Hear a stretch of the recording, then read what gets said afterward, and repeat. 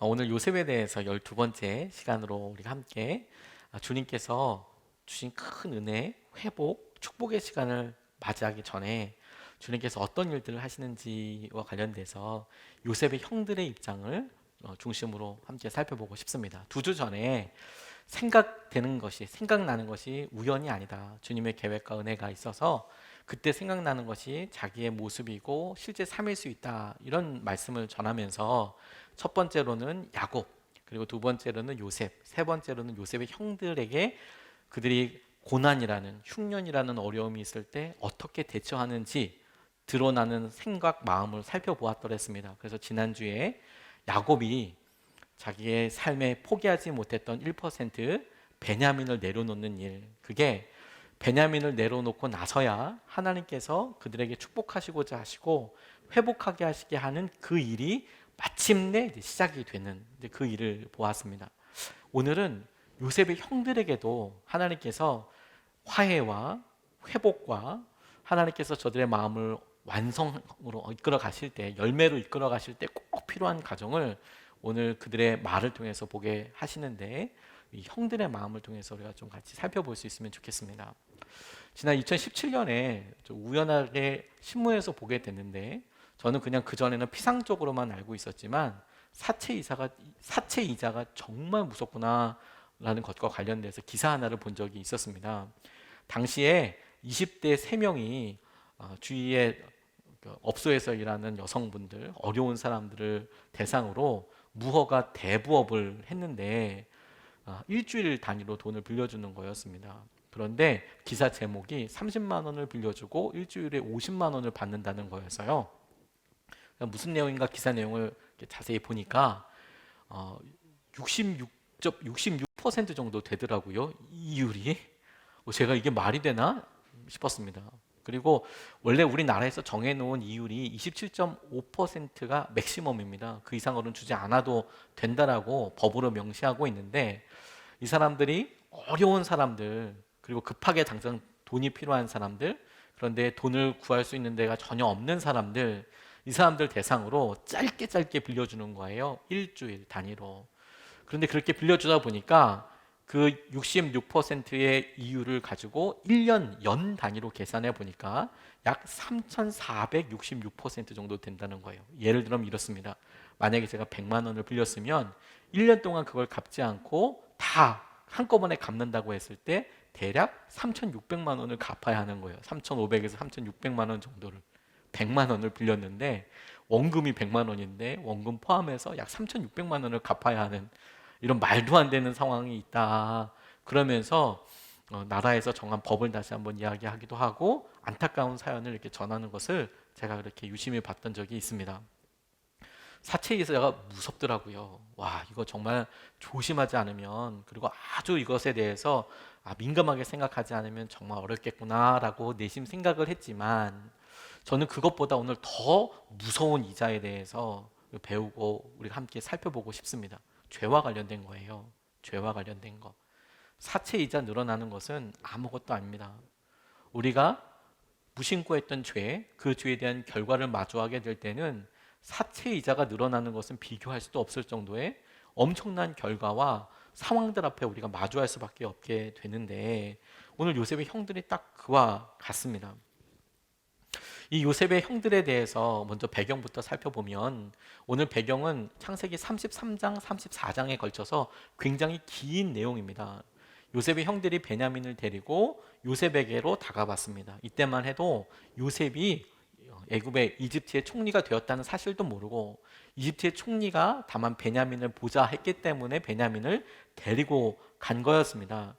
그런데 그렇게 데리고 가니까 요셉의 입장에서는 반가운 해우였고, 요셉의 형들 입장에서는 뜻모를 여러 일들이 진행이 되다가 요셉의 의도적인 음모, 의도적인 계획으로 베냐민의 짐, 돌아가는 베냐민의 집에 자신의 은잔을 넣어둔 후 사람들을 보내서 너희들이 은잔을 훔쳐갔다고 누명을 씌운 다음에, 누명을 씌운 대로 계획한 대로 음모를 꾸민 대로 베냐민의 집에서 자신의 은잔이 발견되어 돌아가던 그 사람들 중에서 베냐민을 억류하겠다, 잡아두겠다, 이렇게 이야기하는 한 겁니다. 그 이야기가 43장, 44장에 쭉 이어지게 되고 베냐민으로 인하여서 온 형들이 다 돌아와요. 그리고 요셉에게 그 일을 이야기하고 설명하면서 요셉의 형들 가운데 대표격으로 유다가 자기의 마음과 아버지에게 했던 여러 이야기를 다시 되새김질하면서 이야기할 때 그 요셉의 형들의 마음이 이게 확 드러나게 돼요. 요셉의 형들의 마음이. 그리고 그 요셉의 형들의 마음을 확인하는 것을 통해서 우리가 다음 주에 살펴보게 되겠지만 요셉의 마음도 또 하나님의 놀라운 은혜도 어떻게 회복되는지를 살펴보게 되는 그 중요한 구절 중에 한 부분을 우리가 읽었습니다. 다시 한번 큰 그림을 그려봐야 해요. 잊지 말아야 합니다. 하나님께서는 이미 아브라함 때에서부터 약속하셔서요. 무엇을 약속하셨느냐? 너희들 자손을 복되게 하시고 번성케 하셔서 다시 이곳으로 돌아오게 하시겠다. 그런 계획이 있으셨고 이삭을 통해서 야곱을 통해서 내려왔던 그 일이 이제 또 다른 단계로 넘어가야 되는 상황이었습니다. 그 또 다른 단계, 이젠 축복과 은혜의 길로 더 구체적으로 넘어가야 되는 역사적인 톱니바퀴 같은 이 순간에 꼭 필요한 게 뭐였냐면 요셉과 요셉의 형들이 화해하게 되는 것, 그리고 야곱, 곧 이스라엘이 만나게 되는 것. 이 가족의 회복이 굉장히 중요한 역사의 톱니바퀴 같은 것이었어요. 이게 통과되고 넘어서야 하나님의 계획이 이루어지게 되는데 이스라엘에게 있어서, 야곱에게 있어서는 그것이 베냐민이 걸림돌이 되어서 그 다음 단계로 못 나가다가 통과되게 되었고, 지금 요셉의 형들은 자신의 죄들 때문에 터벅터벅 못 움직이고 있습니다. 그런데 그들이 예굽의 이집트의 총리인 요셉인지를 모르고 있는 이집트 총리와 대화하면서 그들의 마음에 드러나는 진심을 통해서 하나님께서 그 한계들을 넘어서게 하세요. 죄와 우리의 시험은 점점 악순환을 일으키면서 확대됩니다. 점점 커지게 되는데 그것을 형들이 보인 말과 진심을 통해서 어떻게 이것을 해결하고 어떻게 확대 재생산되는 것에서 멈추게 할 뿐만 아니라 화해하게 되고 어떻게 이것을 하나님 안에서 해결하게 되는지에 대해서 같이 살펴보겠습니다. 첫 번째 중요한 스텝은 그 마음의 첫 번째 방향은 공감하는 것에서부터 시작을 합니다. 공감하는 것. 31절 말씀을 보면 소인의 아버지가 이 아이가 없는 것을 알면 소인의 아버지는 곧바로 숨이 넘어가고 말 것입니다. 일이 이렇게 되면 어른의 종들은 결국 백발이 성성한 아버지를 슬퍼하며 돌아가시도록 만든 꼴이 되고 맙니다. 라고 유다가 이야기합니다. 죄는 또 다른 죄를 짓게 합니다. 죄는 또 다른 죄를 물어오게 되어 있습니다. 형들이 요셉을 팔아버리고 나서 그것도 형제를 팔아버렸다는 큰 죄이지만 그런데 이어진 죄가 있어요. 아버지에게 요셉의 옷을 피를 묻혀서 가지고 간 이후에 요셉이 죽었을 것이라고, 아마도 짐승들에게, 맹수들에게 물려서 죽었을 것이라고 거짓말을 하게 됩니다. 요셉이 죽은 것처럼 꾸미게 된 그 순간부터 야곱이 아파하고 슬퍼할 때마다 요셉의 형들은 20여 년 동안 똑같은 거짓말과 그것이 계속해서 확고하게 움직이지 않도록 하는 다른 여러 가지 입을 맞추고 서로의 생각에 있어서 거짓이 확대되는 대로만 에너지를 쏟게 되는 그런 상황이 있었던 것을 떠올려야 합니다. 죄가 우리의 했던 어떤 실수 하나가 그대로만 있는 게 아니라 그것이 유지되기 위해서 더더더더 커지게 되는 것이죠. 베냐민을 데려갈 수 없다라는 말을 이집트 총리에게서부터 듣고 난 다음에 유다가 대표회에서 이야기를 꺼냅니다. 데려갈 수 없다 이렇게 이야기하는 말이 유다에게 있어서 너무 힘들고 어려운 상황이 되었죠. 이야기를 꺼내면서 그가 아버지에게 했던 여러 이야기를 얘기하는 거예요. 베냐민을 잃고 났을 때 아버지 마음 어떻게 힘들어하고 어려워하는지에 대해서 요셉에게, 이집트의 총리에게 유다가 이야기를 꺼내요. 만약 이 베냐민을 잃고 난다면 아버지가 너무너무 힘들어할 것 같습니다. 백발이 성성한 아버지가 슬퍼하며 돌아가시도록 만든 꼴이 될 텐데 나는 그건 절대로 못 보겠습니다라고 이야기를 하는 거예요. 여러분, 여기서 우리가 한번 떠올려 볼 것이 있습니다. 왜 유다를 대표하는 요셉의 형들은 요셉을 팔 때 요셉이 팔려 나갔다는 상황을 통해서 느끼게 될 아버지의 고통에 대해서는 생각하지 못했던 걸까요?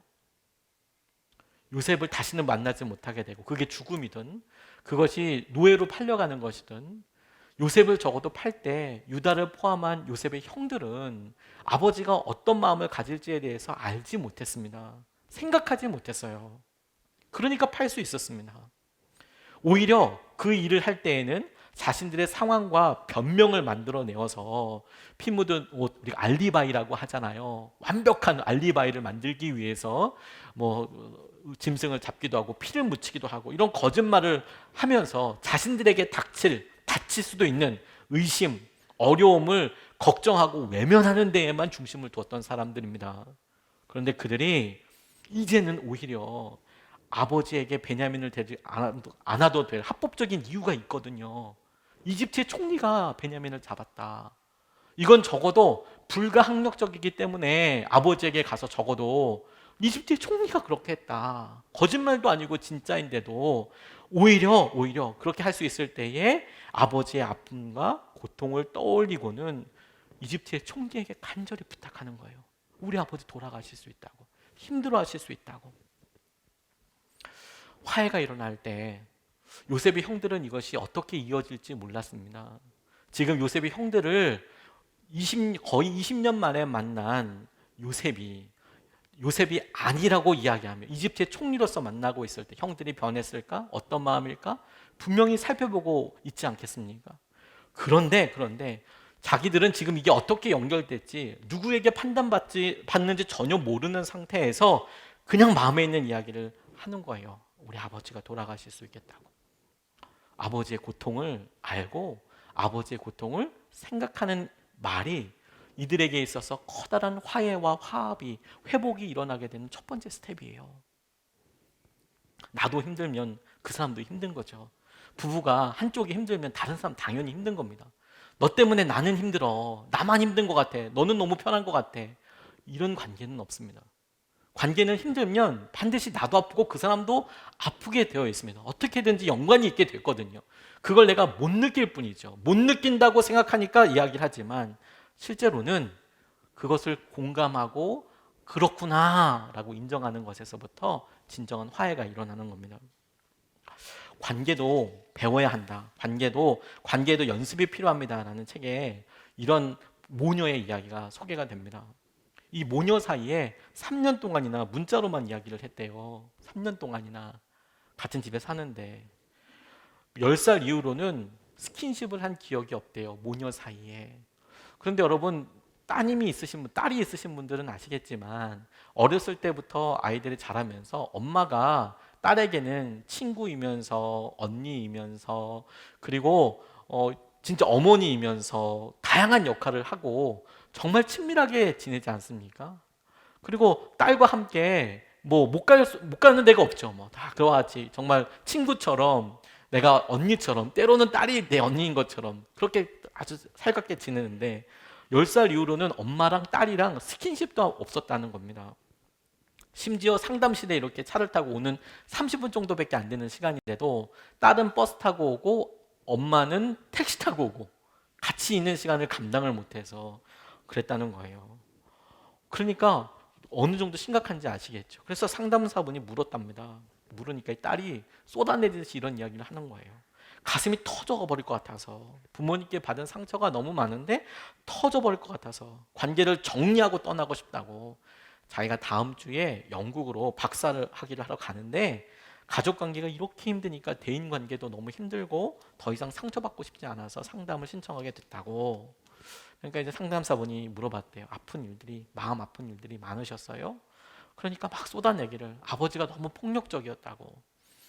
자라는 내내 많이 맞았어요. 안 맞으려고 방문을 잠그면 아빠가 방문을 부셨어요. 그리고 경찰을 불렀어요. 네 성격이 지랄 맞아서 통제가 안 되니 경찰한테 한번 혼나봐라 이러면서 딸의 방문을 부시고 그렇게 들어갔다는 거예요.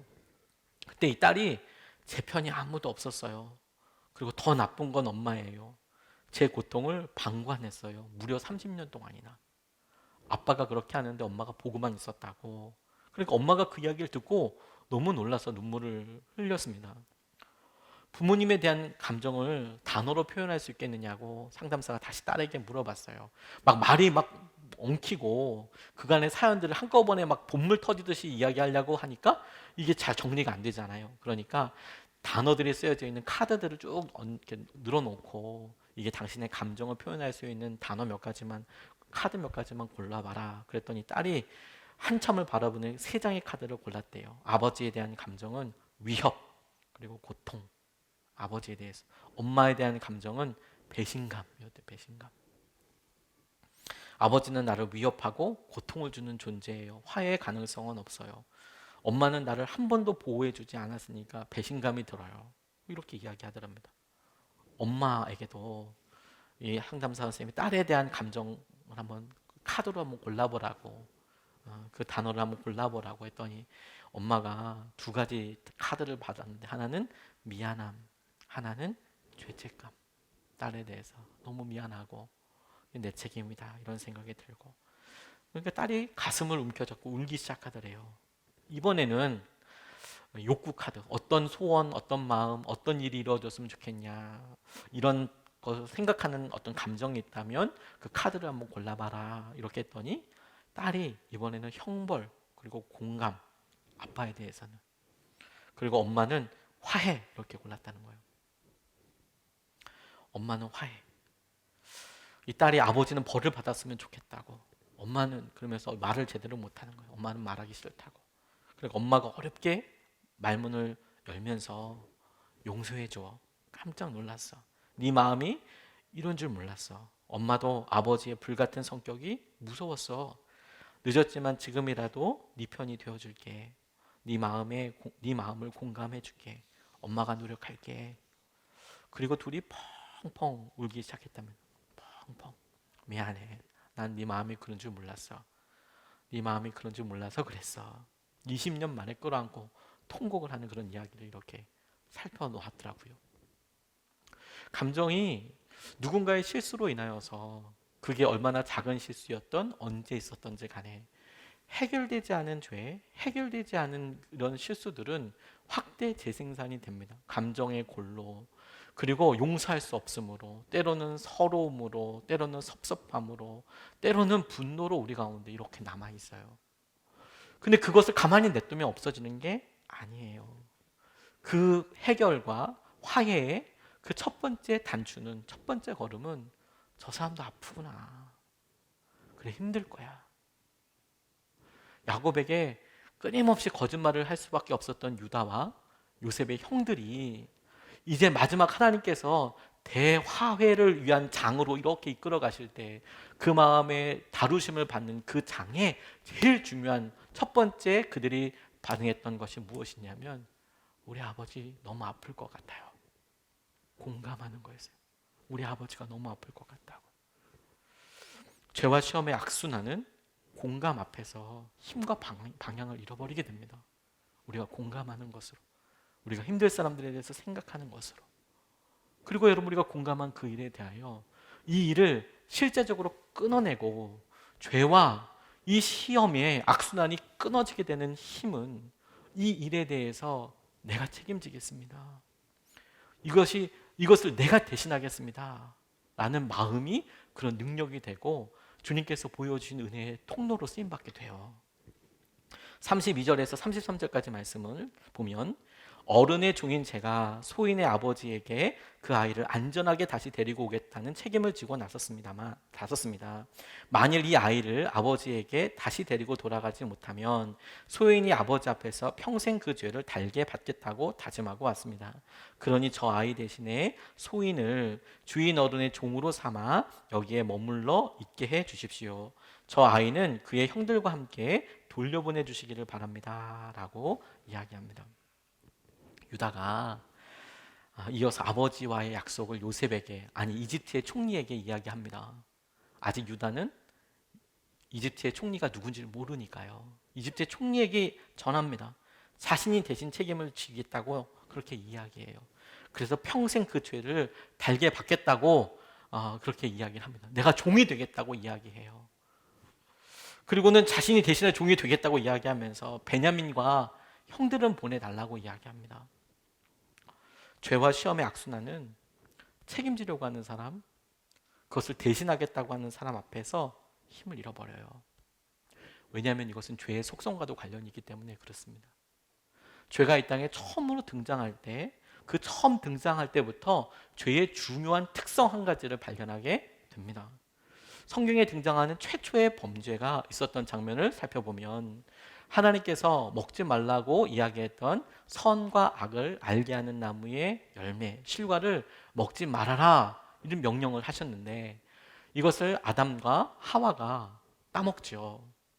그래서 자기 몸, 자기 마음, 삶에 대한 부끄러움이 들고 숲을 거니시는, 이 동산을 거니시는 하나님의 소리를, 하나님의 음성을 듣게 되었을 때 도망가게 됩니다. 두려워서 숨게 됩니다.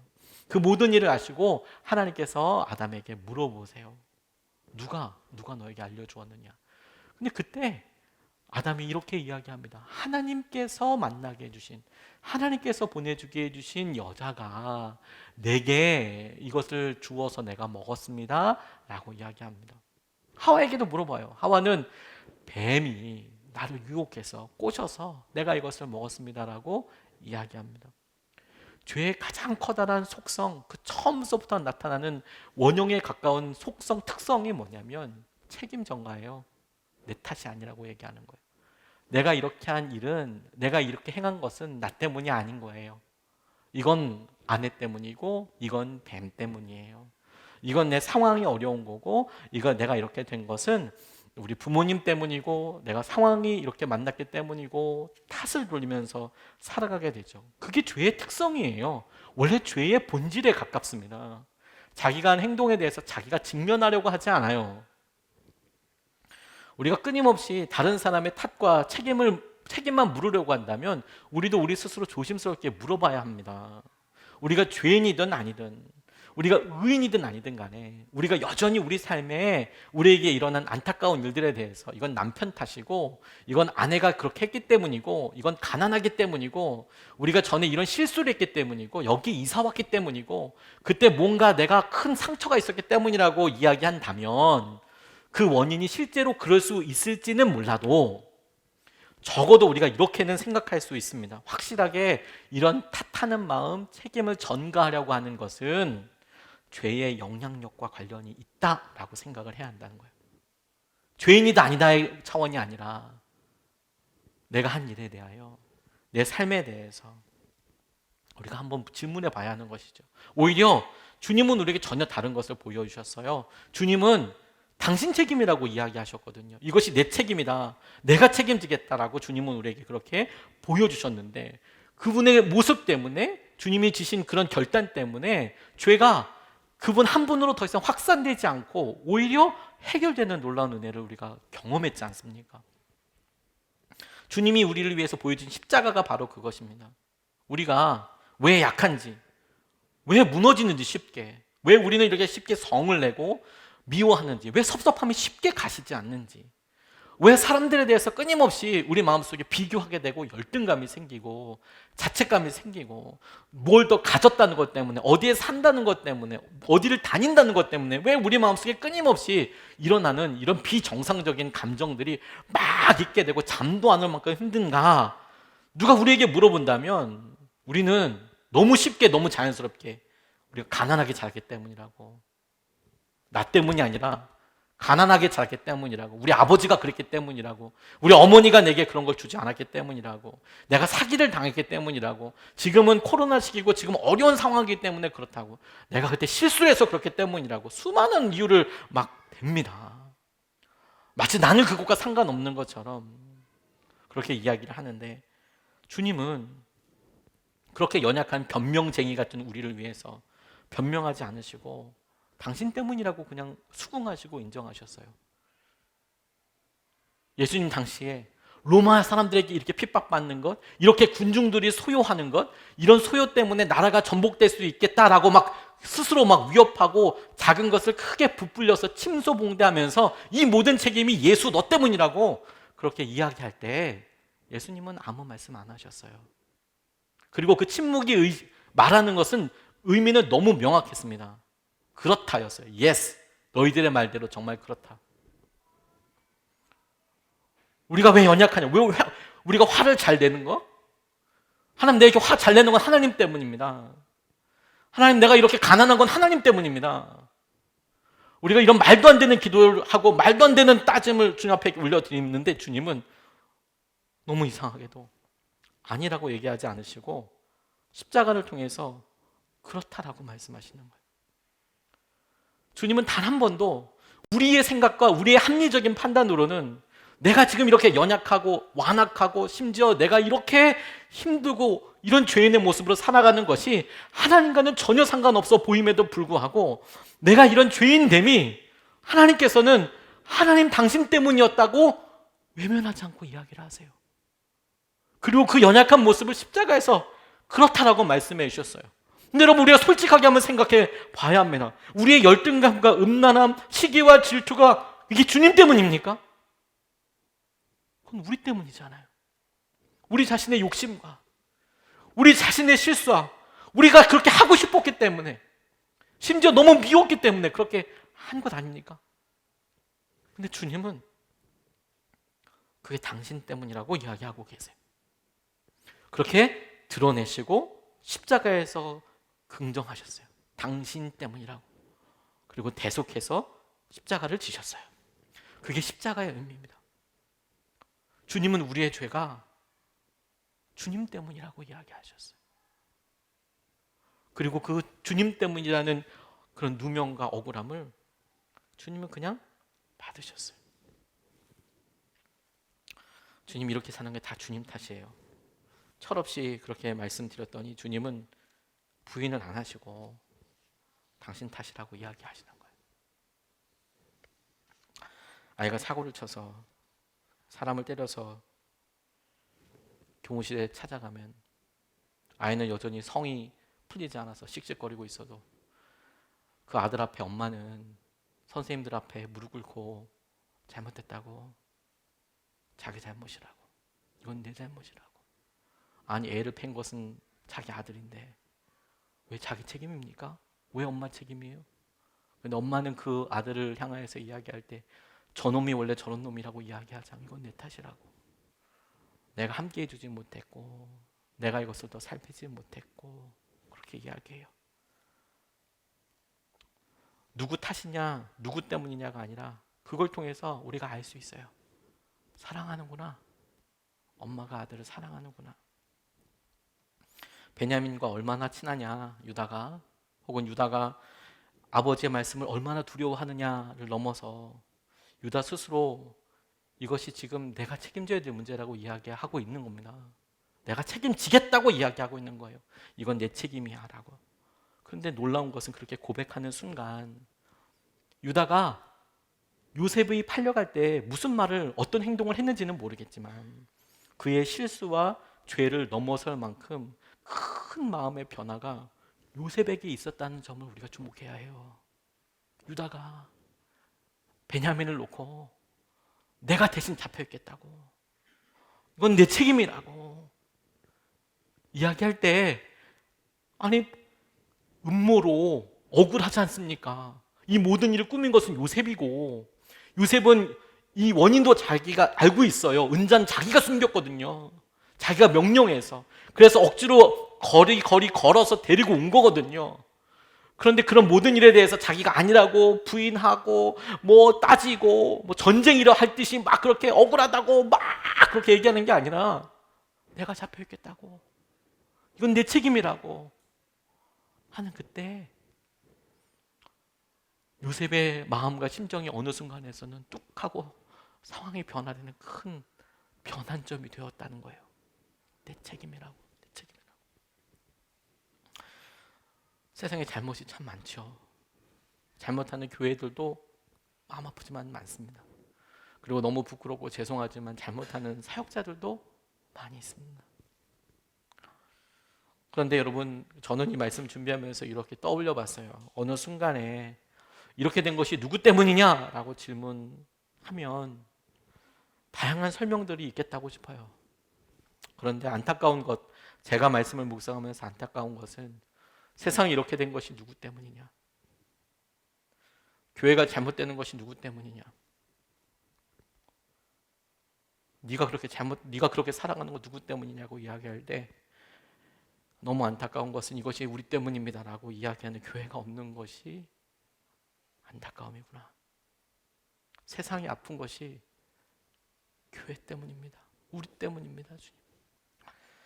우리 교회의 여러 성도들 아픈 것이 누구 때문이냐라고 물어봤을 때 합리적인 이유가 있죠. 그 사람은 그래서 힘든 거 그런 거예요. 그래서 가난한 거예요. 그 사람은 그렇게 어려운 거예요. 그 못 빠져나가는 거예요. 모르셨어요, 주님?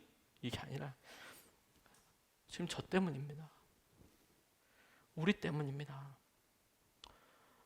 그런 교회가 없고 그런 우리가 없어서 회개하지도 않고 어려운 가정들이 있어요.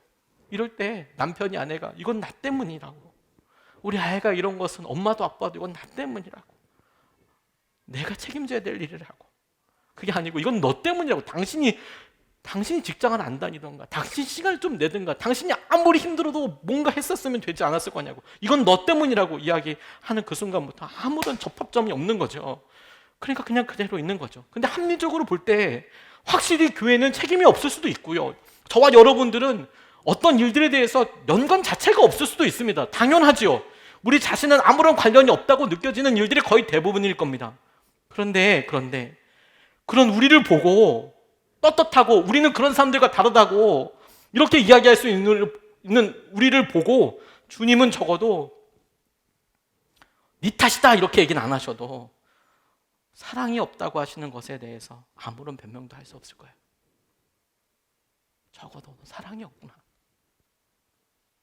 왜냐면 하나님께는, 주님께는 이게 누구 탓이냐가 그게 뭐가 그렇게 중요해요. 이미 지난 일, 이미 주님이 해결하실 일. 다만 그 일에 대해서 이걸 해결하려고 할 때 주님, 이건 제 탓이에요. 이것은 제가 책임져야 될 일이에요. 이 가정이 이렇게 어렵게 된 것이 누구 때문이냐? 저 때문이 아니에요. 그런 사람에게 주님은 맞다 틀리다 이렇게 이야기하지 않으시고 사랑이 없다고 이야기하세요. 주님이 유다를 통해서 우리에게 보여주고 싶으신 것은 그거 아닐까 싶어요.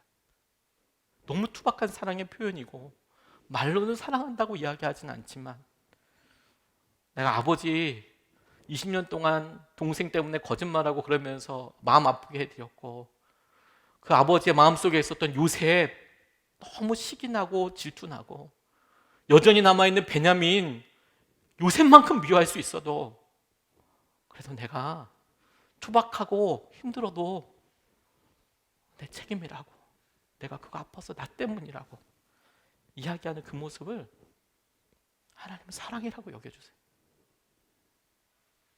그게 하나님의 마음을 움직여요. 그리고 그것이 우리 가운데 있던 죄와 시험의 악순환을 끊어냅니다. 폭주기관차 같이 막 가는 그것을, 그게 가로서 막아요. 그게 힘이 됩니다. 그건 나 때문이라고. 이사야 59장 16절 말씀에 압박받는 사람을 도우려는 사람이 없음을 보시고 중재자가 없음을 보시고 주님께서는 놀라셨다. 주님께서는 직접 억압받는 사람들을 구원하시려고, 반드시 공의를 이루시려고 당신의 능력을 친히 발휘하실 것이다. 아멘. 압박받는 사람을 도우려는 사람이 없는 것을 보시고 중재자가 없는 것을 보시고 하나님은 이상하게 여기셨어요. 책임지려는 마음, 대신하려는 마음이 죄와 시험의 악순환을 끊어내는 힘이 됩니다. 그것이 주님께서 우리에게 보기 원하시는 거예요.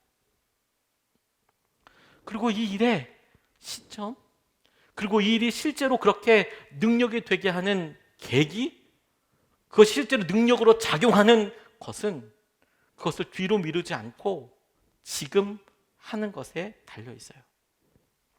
32절로 34절까지 말씀을 다시 한번 소개하고 싶습니다. 어른의 종인 제가 소인의 아버지에게 그 아이를 안전하게 다시 데리고 오겠다는 책임을 지고 나섰습니다. 만일 이 아이를 아버지에게 다시 데리고 돌아가지 못하면 소인이 아버지 앞에서 평생 그 죄를 달게 받겠다고 다짐하고 왔습니다. 그러니 저 아이 대신에 소인을 주인 어른의 종으로 삼아 여기에 머물러 있게 해주시고 저 아이는 그의 형들과 함께 돌려보내 주시기를 바랍니다. 저 아이 없이 제가 어떻게 아버지의 얼굴을 뵙겠습니까? 그럴 수는 없습니다. 저희 아버지에게 닥칠 불행을 제가 참아볼 수 없습니다 라고 유다가 그렇게 이야기합니다. 저 유다가 말한 내용 중에서 주목하게 된 것이 그가 베냐민을 데리고 가지 못할 경우 평생 그 죄를 달게 받겠다고 아버지에게 다짐했다라는 내용이 제게 되게 마음에 와서 담겼어요. 그리고 그게 제게 이렇게 사실 실제적으로 적용되고 투영됐습니다. 솔직하게 저 스스로 질문해보고 그리고 제 주위에 있는 여러 사람들을 보았을 때 보통은 여러분 돌아가서 평생 그 죄에 대해서 괴로워하면서 살기로 결단하는 일이 더 많아요. 아이고 안타깝지만 다음에 잘하면 되지. 다음에 갚으면 되지. 이렇게 우리가 놓쳐버린 기회가 얼마나 많은지 아십니까? 유다가 요셉 앞에서 아니 이집트의 총리 앞에서 내가 아버지한테 약속했다고 평생 만약에 베냐민 데리고 못 가면 내가 아버지 앞에 평생 그것을 사죄하면서 평생 아버지한테 죄진 마음으로 이렇게 살겠습니다 라고 다짐하고 왔다라고 이야기하는데 대부분 사람들은 어떻게 얘기하냐면 지금 돌이킬 수 있는 그 시간 그 마음의 자리에서 그냥 외면해서 그래 내가 평생 미안해하며 살지 그래 평생 난 그렇게 살지 를 선택하는 일이 더 보통의 일이고 더 우리 삶과 가깝고 실제로 우리도 그런 삶을 많이 살아요. 평생 그렇게 살겠다고. 근데 주님은 평생 살지 나중에 평생 갚을 생각하지 말고 지금 얘기할 때 얘기하라 이걸 원하세요. 죄와 시험의 악순환은 악성 사체 이자보다 더 큽니다. 더 무시무시합니다. 3,466% 정도가 아닙니다. 사채를 갚을 수 없는 것이 나중에 원금보다 이자가 더 커지기 때문 아닙니까? 죄는 그 지은 죄보다 그 죄에 대한 이자가 그 죄에 대한 원금보다 그 죄에 대한 결과와 과정과 파생되는 일들이 어마어마하게 제곱으로 늘어나게 되는 겁니다.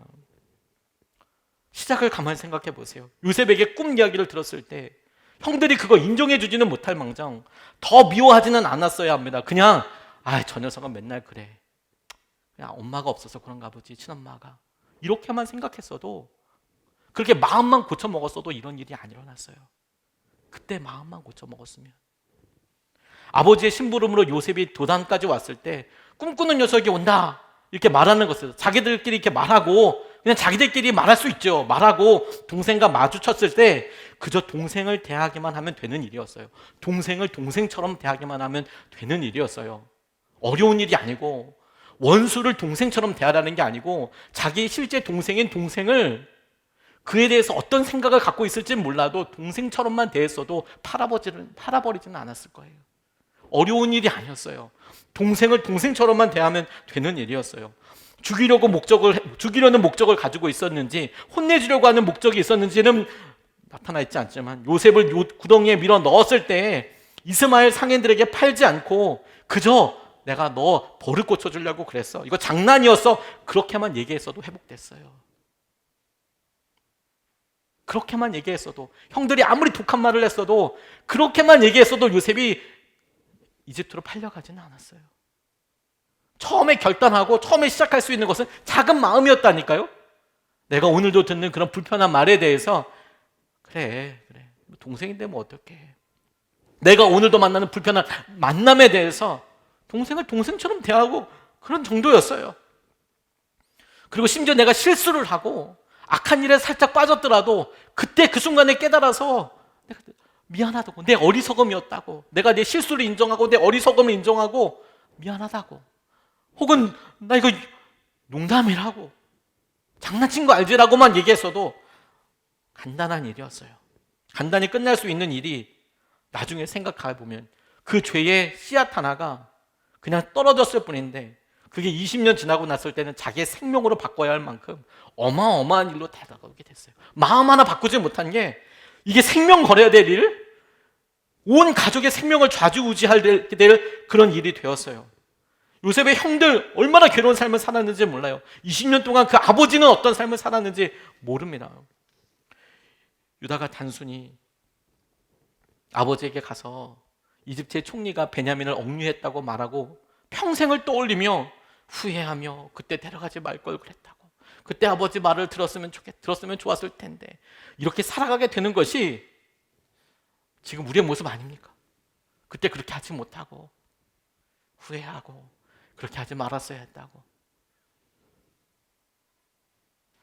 그런데 여러분, 지금 말하는 것으로, 지금 할 수 있는 행동으로 용서를 구하고 화해를 청하는 것으로 죄와 시험의 악순환이 그칠 수 있고 하나님이 준비하신 큰 은혜를 경험하게 되는 출발점이 되는 거예요. 기억하세요. 하나님은 이 고난의 때에, 흉년의 때에 야곱의 집을, 야곱의 아들들을, 요셉의 형들을, 요셉을 그곳에서 창성케 하시고 번성케 하셔서 주님의 놀라운 계획을 이루시기 위해서, 이제 이 계획 그 첫 번째로 가기 위해서 이들을 지금 이렇게 다루고 계시고 회개하게 하시고 화해하기를 원하시고 계세요. 그 끝은 축복이고 그 끝은 은혜의 회복이에요. 그런데 그것을 우리의 죄와 머뭇거리는 것과 내가 평생 하고 살겠다고 외면하는 것으로 더 큰 일로 만들고 있는 거죠. 오래전에 큰 교회에 세대 간증을 이렇게 보다 보니까 제 마음속에 너무 큰 아픔이자 죄에 대해 생각해 볼 수 있는 그런 간증을 들은 적이 있습니다. 교회 홈페이지에 올라가 있었던 것이기 때문에 제가 인용을 해도 크게 문제는 되지 않을 거라고 생각이 듭니다. 다만 이름은 밝히진 않겠지만, 이분 어머니가 나이가 있으신 분인데, 이분의 어머니가 엄청난 탁월한 미모를 갖고 계신 분이셨대요. 막 소문날 만큼 진짜 아름다운 분이셨대요. 그래서 아버지를 만났는데, 아버지는 결혼 전에 와세다 대학을 나오고 당시 일제시대 때 그 큰 부유한, 그땐 돈 있어야지 이제 유학할 때였으니까, 일본 유학할 때였으니까 큰 부자였고 땅 유지였고, 그래서 아들 귀하게 공부시켜서 일본 보내서 돌아왔는데, 이 아버지가 그 아름다운 엄마를 만나서 동거하게 되고 아이를 낳았는데, 문제는 아버지가 한국 생활에 적응이 되지 않아서 다시 일본으로 돌아가 버렸어요. 그러면 엄마가 아버지를 잡든지 혹은 그 가문에 가든지 그랬어야 했을 것 같은데, 이 어머니가 자존심이 너무 셌던 거예요. 자존심이. 자기 좋아했던 사람이 얼마나 많은데 내가 이런 세상 못 살 것 같아? 내가 오히려 더 이를 악물고 살 거야. 이런 식으로 생각해서 자존심 강한 어머니가 혼자 딸을 키우기 시작했대요. 혼자. 그런데 여러분, 지금도 여성 혼자서 일을 하면서 아이를 키우는 게 정말 너무 어려운 일입니다. 요즘은 그래도 어린이집도 있고 뭐 유치원도 있고 방과후도 있고 다양하게 뭐 부모님들은 돌린다는 표현을 쓰지만 돌리거든요. 근데 여러분들, 우리 부모님 세대 그런 게 어디 있습니까? 그런 거 없지요. 그러니까 뭐 그냥 아이를 혼자서, 이제 엄마는 나가서 돈을 벌어야 하니까 어렸을 때부터 애가 혼자 크는 거예요. 그런데도 애가 얼마나 자기 마음대로 살고 싶고, 애잖아요, 애, 그렇죠? 그러니까 그 애가 딴짓 못하게 하려고 아주 무섭고 독하게 키운 거예요. 매를 들어가면서. 또 혹시라도 애비 없는 애가 저런다고 그런 얘기 들을까 봐 애를 더 막 때려잡은 거예요. 그러면서 혼자서 밥해 먹으면서 그렇게 애를 스스로 자라도록 그렇게 하는데, 안타까운 것은 어머니가 고등학교 2학년 때 쓰러지신 거예요. 고등학교 2학년 때. 그러니까 이 여자분이 어머니의 약값과 생활비를 벌기 위해서 여고 2학년 때 학교를 그만두고 직장 생활을 하기 시작했대요. 어렵고 힘들었죠. 그냥 10년 정도 지나고 났을 때, 20대 후반 정도가 되었을 때 가만 보니 다른 집은 다 뭐 이제 연애도 하고 결혼도 하고, 또 그때는 20대 후반만 돼도 여성분들이 일찍 결혼할 때 아니겠습니까? 그래서 자기도 결혼도 하고 싶고 가정도 꾸리고 싶은데 뭐 너무 힘들고 어렵지 않습니까? 일을 하고 집에 들어갔는데 평생 후회하게 될 말을 했어요. 평생 후회하게 될 말. 그게 뭐였냐면 집에 딱 들어갔는데 자신을 큰 눈으로 멀뚱 보고 계신 어머니, 이제 뇌출혈 때문에 누워 계시니까 그 어머니를 향해서 이분이 이야기한 거예요. 엄마, 이제 너무 힘드니까 차라리 엄마 죽어. 엄마, 이제 너무 힘드니까 차라리 엄마 죽어. 어머니가 실제로 얼마 있다가 돌아가시고 사랑하는 사람도 만나고 인생의 여러 굴곡도 만나게 되고 자신도 엄마가 되기도 하고, 그리고 그 무엇보다도 더 놀라운 것은 그가 하나님을 만나게 되고, 그래서 하나님의 자녀로 거듭나는 자리에서 세례를 받으려고, 내가 이제 예수 그리스도의 십자가 앞에 나와 내 과거는 죽고 다시 살아나는 그 자리에서 가장 후회되고 아픈 게 뭐냐면, 엄마 이제 그만 죽어. 그게 떠나질 않아요. 이미 어머니는 돌아가셨고 이미 할 수 있는 일은 아무것도 없는데, 그때 마음 하나 고쳐먹었으면, 그때 내가 죄 시험의 악순환의 고리를 내가 바라보지 않고 그때 끊었으면, 내가 평생 잘못했다고 평생 그걸 갚으면서 살아가는 것은 바라지도 않고 그때 내가 그것을 풀고, 하나님, 내가 어리석었습니다. 제가 어리석었습니다. 남편에게, 아내에게 내가 어리석었다고, 자녀들에게, 부모님에게 내가 잘못했다고, 그렇게 한마디만 이야기할 수 있으면 하나님은 우리에게 큰 그림을 그리고 계세요. 이 모든 일이 통과된 다음에 하나님이 우리를 화해시키시고 하나님이 우리를 축복하시고 하나님이 우리를 놀라운 은혜로 덮어주실 거예요. 그 은혜가 우리에게 마침내 오게 되는 거예요. 반드시 통과해야만. 우리의 죄와 우리의 시험과 우리의 연약함이 주님의 놀라운 십자가 앞에서 똑같이 드러나고, 그것을 우리가 책임지겠다고, 내 탓이라고 이야기하며 하나님께서 하시는 것을 보고 알고 누리게 되는 거예요. 제가 이 말씀을 준비하며 저 스스로 제게 적용하면서 이렇게 기도했더랬습니다. 코로나가 누구 탓이냐? 몇몇 교회들이 말도 안 되게 현장에서 몇백 명씩 예배드리고, 그런 모습이 뉴스에 또 나오니까 마음도 무너지고, 같은 목사라고 이야기해야 하는 것도 참 부끄러운, 그러고 저 사람들 탓입니다 생각하다가, 코로나 누구 탓이냐? 지금 제 탓입니다. 물론 여러분 잘 아시다시피 제가 무슨 코로나에 걸린 것도 아니고, 저도 만남을 최대한 절제하고 어디 돌아다니지도 않고 애들도 조심시켜 가면서, 그런데 주님, 이게 제 탓입니다. 그렇게 기도하고 나니까 제가 전혀 다른 마음이 들더라고요. 성도들이 그렇게 힘든 것이 누구 탓이냐? 주님, 제 탓입니다. 주님, 이것이 제 탓입니다. 제 잘못입니다. 제 책임입니다. 아이들이 그런 것이 누구 책임이냐? 주님, 제 책임입니다. 제 탓입니다. 근데 그렇게 기도하고 또 고백드리고 또 고백드렸더니 능력이 생기는 건 아니고 할 수 있는 길이 열리는 것도 아니고, 다만 제 마음속에 그냥 주님의 마음이 부어지는 것 같아요. 아, 주님 마음이 아프시구나. 주님 마음에 슬픔이 많구나. 아, 주님이 이 일에 대해서 함께하고 계시는구나. 우리는 예수 그리스도의 십자가 앞에서 놀라운 은혜를 덧입은 사람들이에요. 그게 처음이고 그게 끝이고 그게 전부예요. 엄청 어려운 거 아니에요. 예수님의 십자가 앞에서 우리는 그냥 예수님 앞에 다 보여진 사람이에요. 죄와 시험의 악순환, 주님이 이미 우리 앞에서 끊어주셨어요. 우리는 그 주님을 그냥 바라보는 거예요. 붙잡는 거예요. 주님께서 하실 일을 기대하는 거예요. 저는 그 일이 우리에게 주신 주님의 사명이면서 동시에 예수님의 사람들 교회에 맡기신 사명이 아닐까 싶습니다. 우리에게 주님께서 물으실 때 예수님의 사람들에게 교회들이 어려운 것이 누구 탓이냐? 주님, 우리 탓입니다. 그게 어떻게 너희들 탓이냐? 주님, 우리가 능력이 없고 그렇지만 우리가 기도조차 하지 못했습니다. 너희 주위에 가난한 사람이 있는 것은 누구 탓이냐? 주님, 저희 탓입니다.